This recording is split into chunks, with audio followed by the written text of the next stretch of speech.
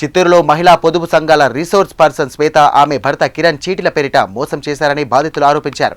డ్వాక్రా గ్రూప్లో సభ్యులుగా చేరి మాయమాటలు చెప్పి ఆర్పీగా నియామకం అయిందన్నారు.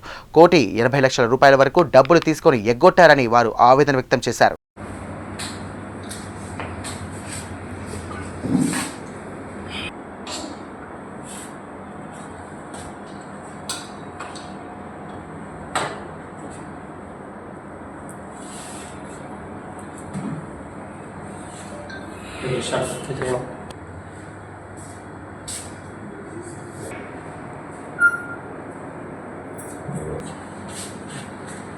మండలం పోస్టు ఎగు పిల్లారిగప్పం. నా పేరు వచ్చి భువనేశ్వరి. శ్వేత అమ్మాయి వచ్చి ఆర్పీగా ఉన్నింది మిట్టూరులో. అమ్మాయి గ్రూప్లో నేను గ్రూప్లో ఉన్నాను. అమ్మాయి 5 ఏళ్ళుగా నాకు పరిచయం అయ్యింది.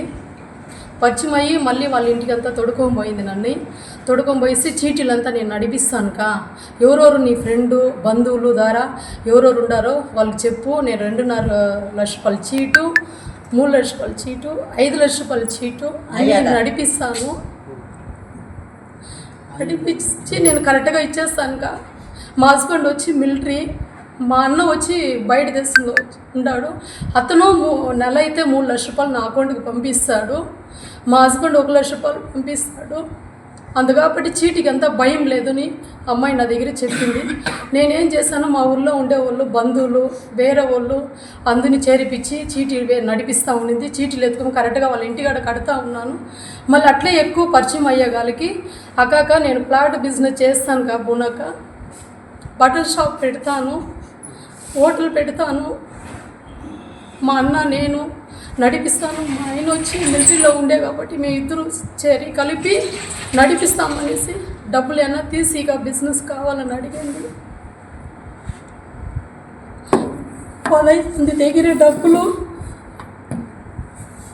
తక్కువ వడ్డీకి 50 లక్షల రూపాయలు తీర్చినాను. అది అడిగకపోతే వాళ్ళ ఇంటికి రండిని అతనే పిలిపించినాడు. కిరణ్ అతనే పిలిపించినాడు.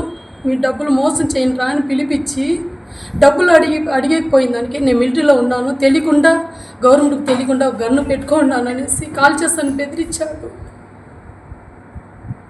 ఇది ఆ గన్నుని మేము చూడలో పడుకొని వచ్చేస్తున్నాము. దీనివల్ల 2 ఏళ్ళ ముందుకు ఊరు పోసుకున్నాను. నేను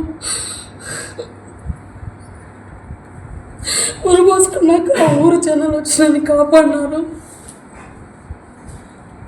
పోయిన ఏడాది మా అల్లుడు సీరియస్గా ఉండేటప్పుడు కాల్ చేశాను వాళ్ళకి, కిరణ్కు చేశాను, శ్వేతకు చేశాను.